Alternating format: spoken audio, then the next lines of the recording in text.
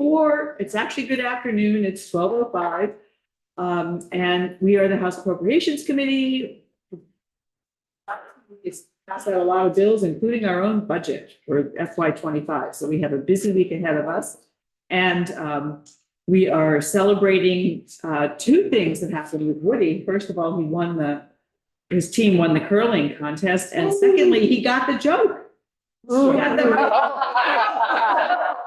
That's what you meant, Woody. I got it now. Which is more important. It's been a good day. It's been a really good day so far. For the record, you know, because we're such a performance-driven committee, it's very good thing that you won, because we had made clear, I think, that, you know, you had to.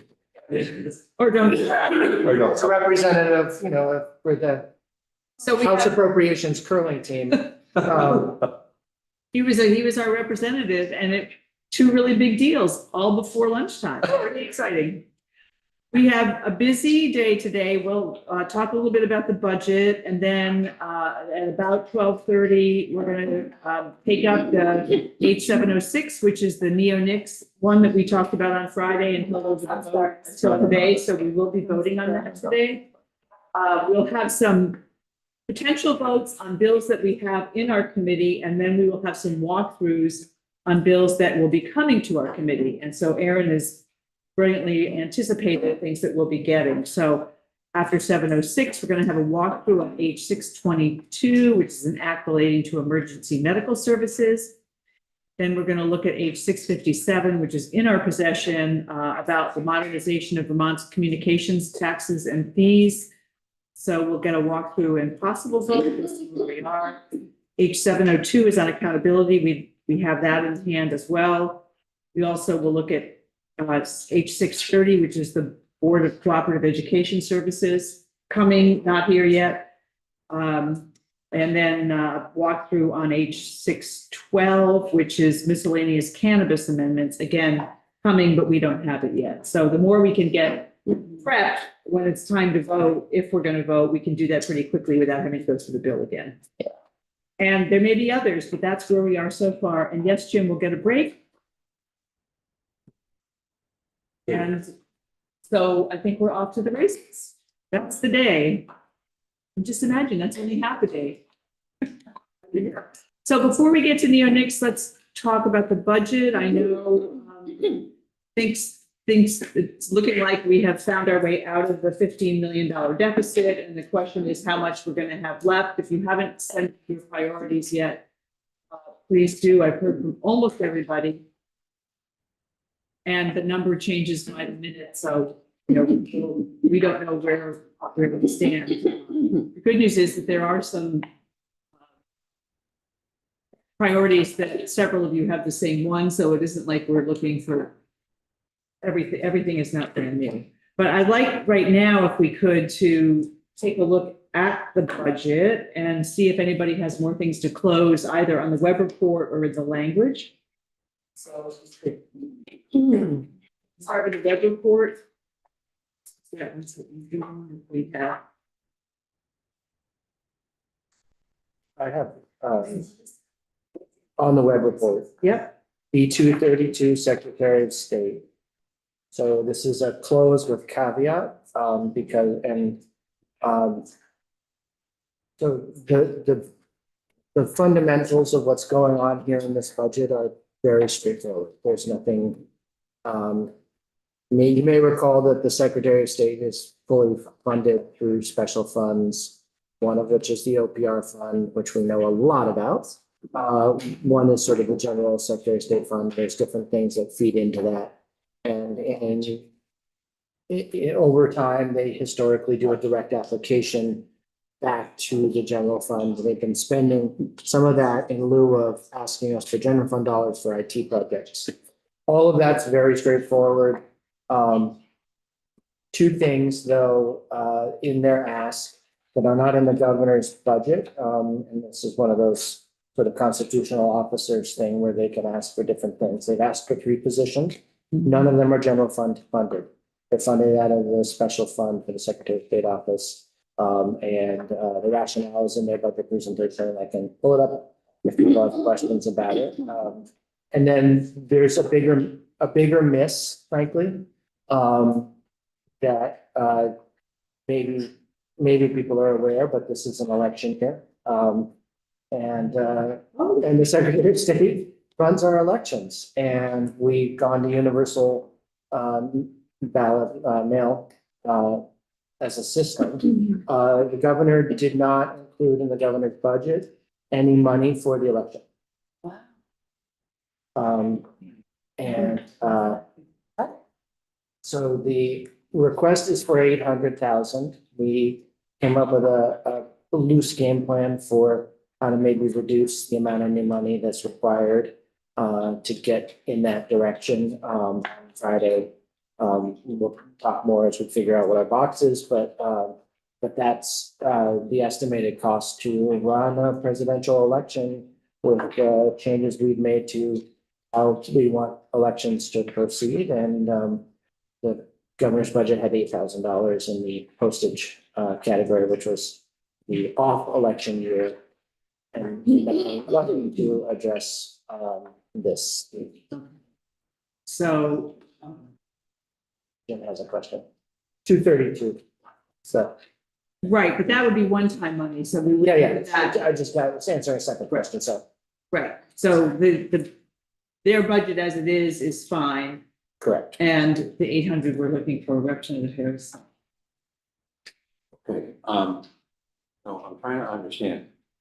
I understand the 800, whatever it is for the election. The three positions are not in here. Okay, so what explains the pretty significant 5 million budget? It's project driven for the internal IT work. It's stuff moving around for federal grants tied to election security and other stuff. So there's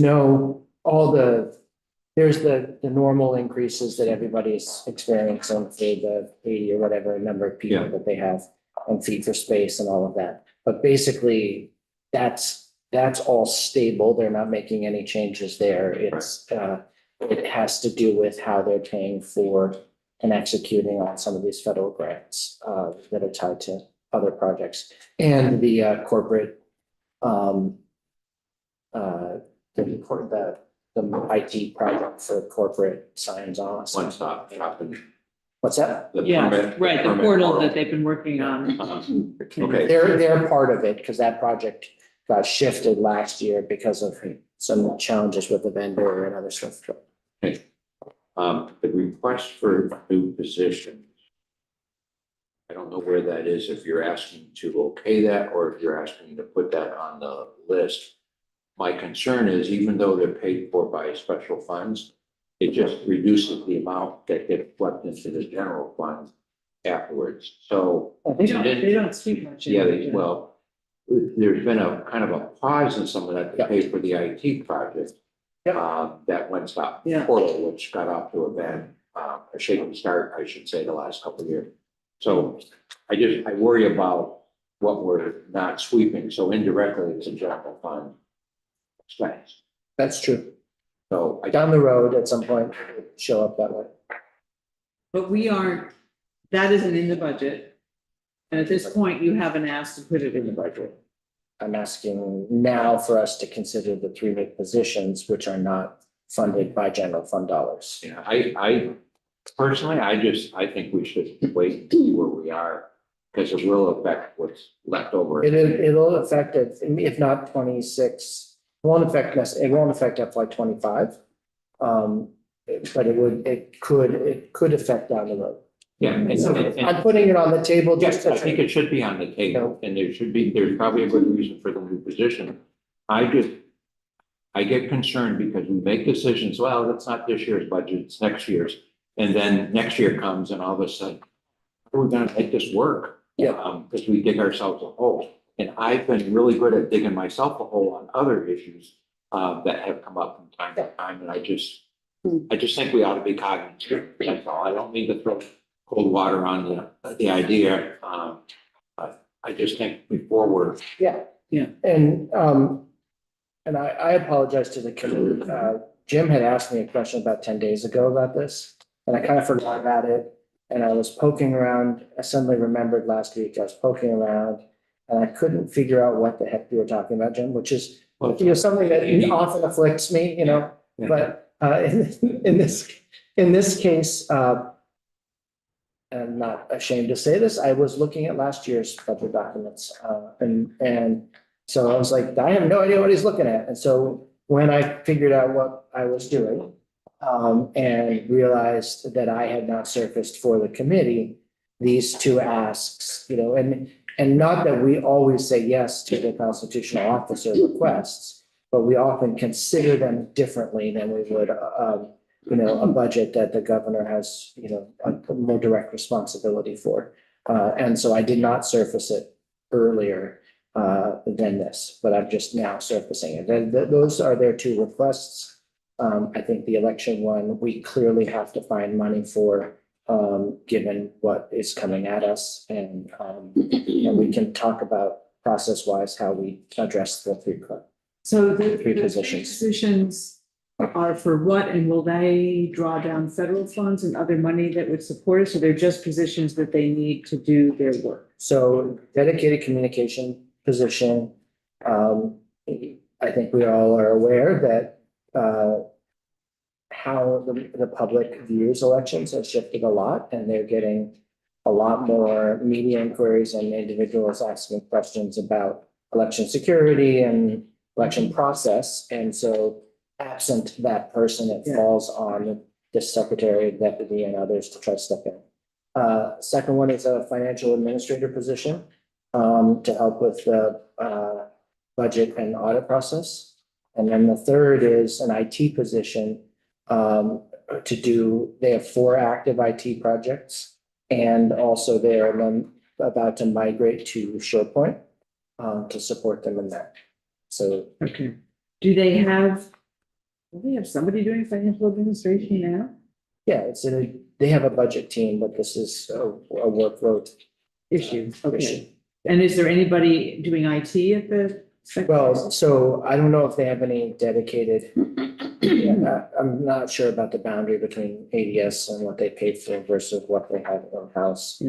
This is more of a project manager position, as my understanding, than it is, so IT savvy, IT adjacent, Right. but, to Okay. help them with all of the parts. Sure. managing Well, that. if we think about the ERP, we put in 3 positions in human services or finance and management to help manage that process.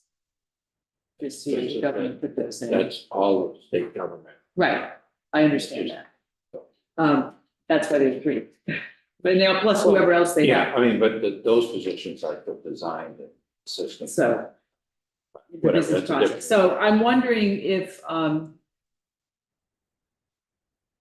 as we continue discussion, you think about it, if we could only do one, which is the one that you would pick, and you don't have to answer me right now, but just think about it doesn't have to be 0 or 3, it could be 1. And so what would that be? I'll ask them, because I'm obviously not in a position to know. Yeah. Most Yeah. achievements. Okay. So. Okay. Are we leaving? Do you have any others at this point? Do you have anything else?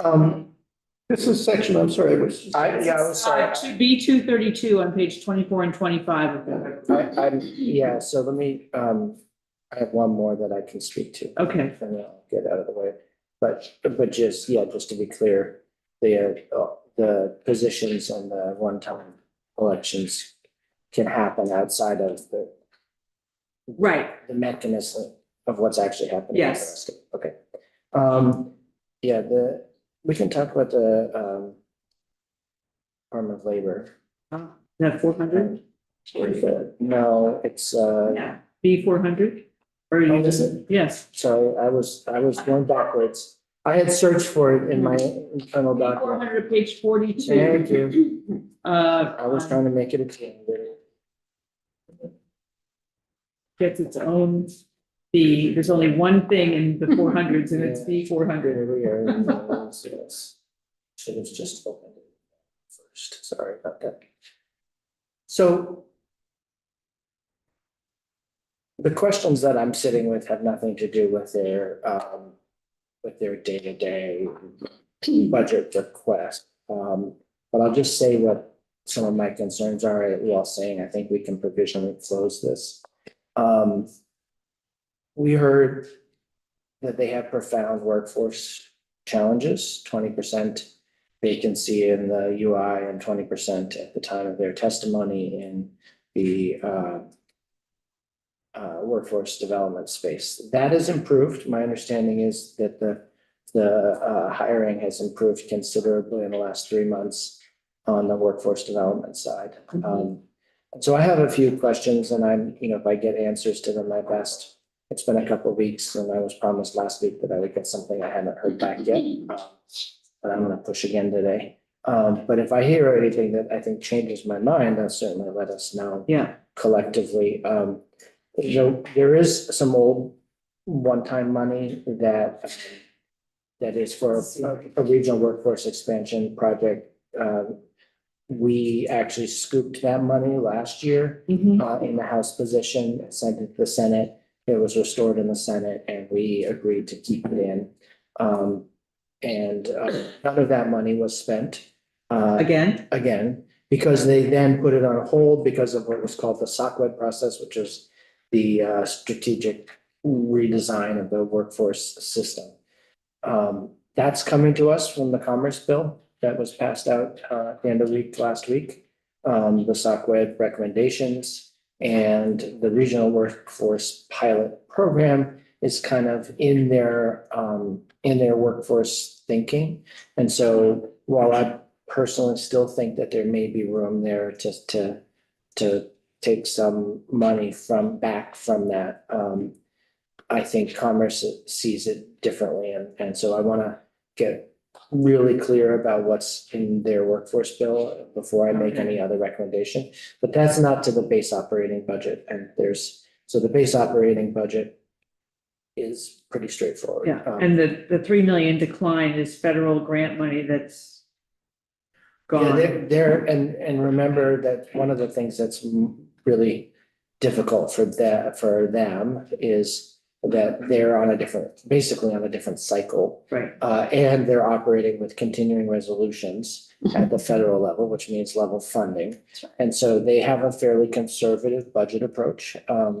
And then they've also, some of the ARPA money was reverted, in the governor's budget, and I think that's fine.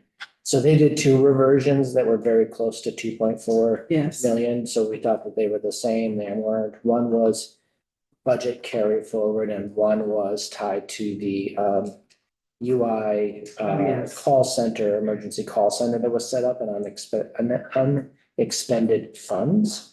So I don't have any concerns about their B section numbers. I still have questions about the workforce reorganization and whether what will be involved there. And just to be clear that the redesign of that is taking existing money in the DOL budget and putting it into a different structure. But then the question about that one-time money from the regional pilot. Okay, so you're good to close on this. I'm good to close. Okay. That's the. Sure. I was thumbing through the pages looking for the Secretary of State. I think I saw Labor Relations Board. Have we closed that? I thought we did close that. We may have, and I may have missed. I did, maybe I did. The numbers. What's the one we just closed, 300? No, B 400, the entire section. Yeah, so I had a check mark next to Okay, it. that's fine. What's the number? It's not, 135. it's not a big item. I just happened to. Yeah. And I think what I recall saying is that I would give you an update on the data that they had sent, or that we had asked of them. And that You have me. and that I haven't gotten you that data, but I will say that I did find out that at least one case that was open from initially started in 2021 is now closed. So that's, so there was something there that we were kind of probing and it seems like maybe some things have moved. Great. Okay. Anybody else have anything to close, Mark? There was just one question remaining on 100 on page 1, Secretary of Administration. The question is, why did if you look at the sources of funds, Right. what about the interdepartmental transfers? Sarah Clark answered my question. I don't think it's a total answer, but it's probably close enough. She writes, the increase is primarily related to FEMA IDT due to positions and issues related to operating expense in the state recovery officer. There's 3 positions, 207,000 for the chief recovery officer and 342 in other personal services. Okay. So that's the Maybe just difference. spreading them out. Yeah, but it doesn't quite account for 700,000. You know, and the personal services line is pretty high too, but I guess I'm willing to. Yeah, that went up, that was the personal services would have gone up because of those positions, the Yeah, recovery and state, chief recovery, and then they're getting the money from the interdepartmental transfer. Yeah. They probably put an inflation. so I could sign on them. Okay, so we're ready to definitely close on that, okay. And, 100. that's B100. Very first one. Yeah, and, I think. Yeah, at this point, I don't have answers to some other questions yet, so I'm not gonna close anything else up. All right. Anybody else? Now, if I'm going through from the beginning now, just taking a look. I think we're at, Mark, you've got human resources, so you're. And human resources, I don't know, I'm gonna have to nudge them. That's 108. And 108, 108.1, 109, we closed 107, that was good. yeah, 108. Again, we have an increase. I have my notes say I'm just ready to sign off on 108, but not 108.1. Most of them look like they're just business as usual increases. Well, telecom and equipment was up 34%. And operating was up 29% in 108.1. And I have a question out as to why, and I haven't gotten an answer. Okay, so you're ready to close 108. Yeah, and I'm ready to close 109. Okay. But not 108.1. Right, yeah. All right. That good with everybody else? Yeah. Okay, so 108.1 open. I'm just looking through and seeing if I have any. We're getting, it's nice to see so many that I didn't okay to close on. So 108 is okay? Yes, but not 108.1.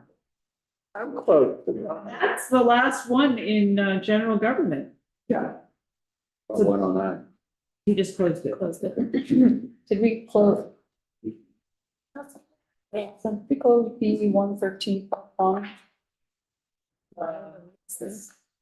I haven't closed, it's 313, but 113.1, yep. last week. Yeah. Close. That's what I was just doing. So the only one in the 100 Even the section. ones you have closed, let's just. What about 114? Okay, so we're gonna start at the beginning. We'll just spend a couple minutes on, we'll get through the 100 section and then we'll break for the other bits. Okay, So B100 is closed. B101 is closed. B102, 103, 104. 104.1 is a Chris Rookwood will fix. Yeah. Maria, do you remember what that is? Yeah, that's the, I'm gonna revert, the carry forward. Oh, that's right. Yes. That's right. This is the one where they took it out of carry forward. It doesn't look like we did anything, but we're gonna make it transparent. Right. So that is, Taking care. that's being taken care of. We just haven't seen the account. You'll see it once. 3, 4. you have it. Right, so we're good. Yeah. okay, so let's close that. Yes, it'll look Okay, different, but closed. it's closed. 105, 106, 107 closed. What about 108? 108, you just closed. Wait, yeah, that's a fuck page. 108 Who is Oh my God, it's only Monday, you guys. When are we gonna be like by Friday? Okay. 108.1, we are leaving open. Yeah, this is probably okay, but. Yeah, but we'll wait for you, Mark. So 109, 110, 111, 112, 113, 113.1, 114, 115, 116. Wait a minute, 114. There was something about Pat on transportation. Yeah. Yes, he checked it. We fixed that, Okay, or we. Yeah. okay. We okay? Minimal Yeah. amount of money. Yes. Just as an FYI, and 1B115, we closed it. Right. However, some questions were raised about the Vermont buys Right. program, 595,000 annual expense for that Right. purchasing portal that all departments can use. Lisa from our IT consultant is going to look into it. Okay. Just to Great. make sure we're okay, but Okay. that hasn't happened yet, and it may not happen until it Yeah. gets to the Senate. Okay. As soon as she gets something, it'll be passed on. Great. Thank you. But we've closed it. So that's with that, knowing that. Okay. 116, 117, 118, 119, and 120 are all closed. 121, 22, 124, 125, 126, 126.1, 127, 128, all closed. 129, the Lieutenant Governor, 130, the Auditor, 131, the State Treasurer, 132, 133, 134, 134.1, 135, the Labor Relations Board we closed, BOSHA, 136, 136.1, 137, the homeowner rebate, 138, 139, 140, 142, 143, and 144. Oh, So we right. have one left in the B100s. Okay, we good on that? It's on. All right, that feels like we've accomplished something. And now it's time for neo-nix. And I think we don't have anybody, right? We're just gonna talk about it ourselves and vote. That's Appropriating is on Zoom. Okay. Great. So this is the one we went over on Friday. It's H706, the act relating to the banning the use of neonicotinoid pesticides. We had the presentation. Some people were ready to vote on Friday, and some people wanted to wait and talk to people and see how they felt about it. Does anybody have anything they'd like to say about it, or any questions for Mike O'Grady? Yes, Jim. I don't have any questions. I'm comfortable with where I am today. If I get any new information, I can always switch my vote on the House floor if it comes to that. But I did not, if I was supposed to, I apologize. I did not talk to Representative Page about the bill, so I don't know if you have any questions. I guess my only question is there a replacement for neonics in the future? What might, Yes. and Canada already. are they worse than what we have with? So why don't we get Mike O'Grady on? Are you hearing Woody's question, Mike? I did. I heard Representative Page's question. And yes, there are alternatives, whether or not they are worse or harmful. It's been determined that they're less harmful to pollinators, but they might have other harmful effects. So it's, I don't know if that directly answers your question enough. And I think there was a question about replacements, and they're doing this in Quebec and have been doing it for a while. Yes, there are definitely replacements. There will be alternatives, both for the seed and for the pesticide that is not treated seed. But there is concern that, and those alternatives will be less harmful to pollinators, but they may have other harmful effects. I wonder, did I ever hear anywhere, did the change that Quebec did to the other, the alternatives, did that affect their yields in any significant way? Or do we know that? No, yields have not been impacted right now as of yet, either with the alternative treated seed or as many Quebec farmers have gone to just untreated seed. There is a little bit of debate about whether or not that's because it's been such a short period and they haven't had an infestation or pest pressure, or maybe there's enough of the pesticide that's still in the soil to be effective. So they're still looking at yield.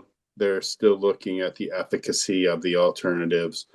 But for the past 5 years, there haven't been any significant impacts on yield. So they've been doing it for 5 years. Okay. Yeah. And New York, the only other piece I just, and then I'll go to Rep. Dolan, is, Woody, that what we're doing tracks with what New York State has already passed. So we're not getting out ahead of New York. We're on the same timeline, 2020, 2029. 2020. I think, is that right? Some things are earlier. Treated article. For treated article seed, you are on the same timeline as New York. For the use of the other pesticides, the scope is broader, but for ornamental plants and turf, you're on the same timeline. But for other uses, it's broader than New York. Okay, thank you. Okay, Rep. Dolan and then Rep. Brennan. I just wanted to comment that the Representative from Newport's question is a very good one. Because often and sometimes we find ourselves in situations where, with all good intentions, we try to address one chemical contaminant only to discover that the replacement chemical could be equally dangerous or have other side effects. So I appreciate that question. In this one, the focus is on pollinators and the importance of pollination for crop yield. I think what you had mentioned last week, Council, is that some producers were actually switching to non-neonic or even not adopting the replacement chemical and finding a comparable yield. And secondly, you mentioned about the exceptions or exemptions that waivers that can occur should a producer find themselves in a bind over perhaps an insect infestation and not having access to alternatives. So I felt comfortable that there were some precautions built into this bill. I do worry about when you mentioned that there may be other side effects, unwanted side effects, which I can only hope that we don't find ourselves in the situation of needing to then ban that product sometime down the road. It's the unfortunate case of chemical management in this country and the constant struggle to keep the public safe. Representative Brennan. Thank you. Mike, my concerns are availability of untreated seeds. Can you talk a little bit about, we're one of only, in addition to Quebec, one of only 2 states that are going this route so far, is that correct? Other states are discussing it. Other states are effectively in the same, state of passage that you are. That their legislatures are reviewing bills of this kind. Okay, so I wasn't privy to the testimony, but are we going to find ourselves in a position where farmers, golf courses, et cetera, aren't going to be able or are going to have a tough time getting seeds? From the testimony that I heard from seed dealers that they will provide alternatives. If there isn't sufficient supply of seed, the bill does allow the secretary to issue a written exemption order allowing for the use of those, for the use of neonicotinoid treated seeds. Yeah, I just heard from the chair of the committee that they did feel that the testimony supported the readily available supply by the time we need it. By 29. Because they're already doing it in Quebec, so there's already. there are, but I mean, that was my concern with other states coming on board all at once. You know, they're supplying Quebec okay now, but are they gonna- So the seed dealer testimony I heard, and this is testimony I heard in the Senate, they said that they would probably start having the alternatives available a year to 18 months ahead of time. the alternatives meaning untreated, you're talking, right? Or differently treated. Okay, They've got a lot of Because work. this only applies to neonicotinoid treated article seed. It doesn't ban seed treated with other pesticides. Dr. Harrison. Yeah, Michael, I know we talked a little bit about this last week, but the other, not the seeds, because that's often 29, but then there's an exemption process that someone could apply for.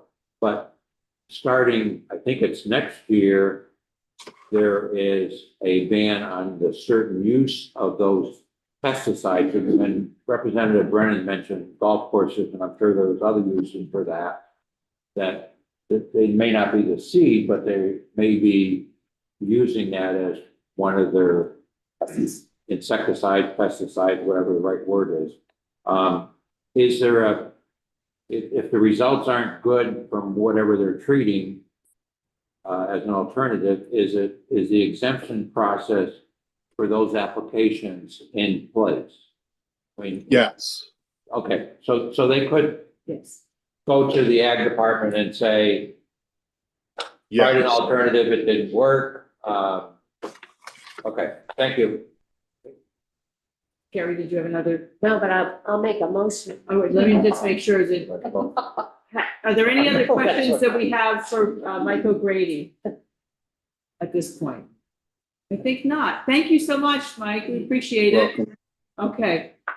So if there is a motion, I'll make the motion.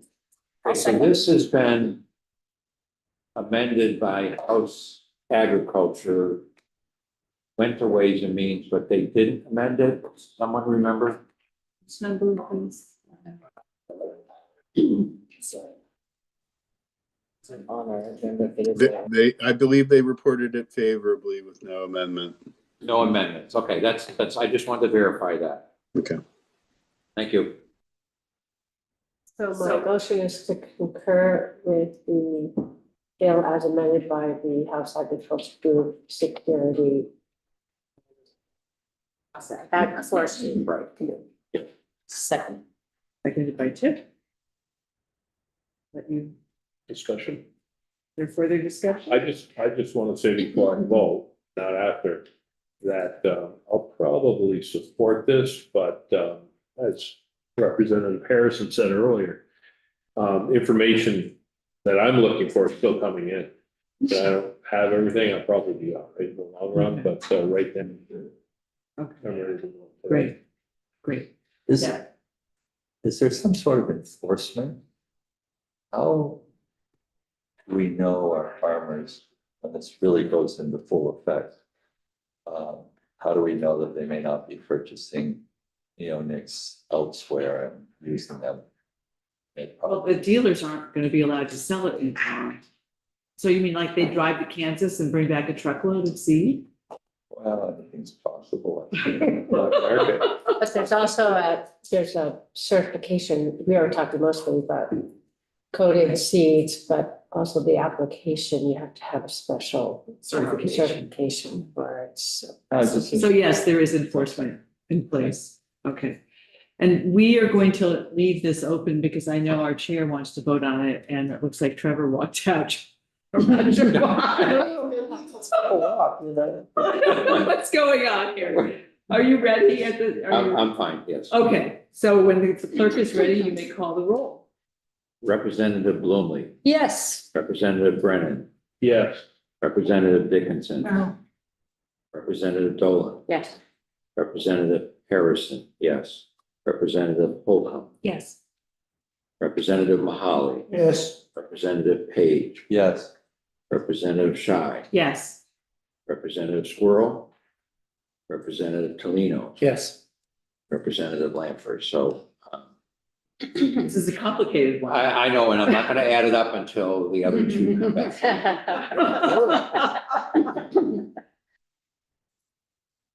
Okay. Well, no, let's not. He's on the phone.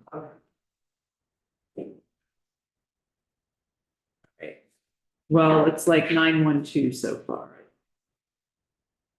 And let's see what we really get to. Okay, thank you. We will leave that open and we have another bill walkthrough at 1. And so it's not 1 yet. Why don't we take a break while we can, Representative Harrison? So Aaron, why don't we just go up live for a few minutes?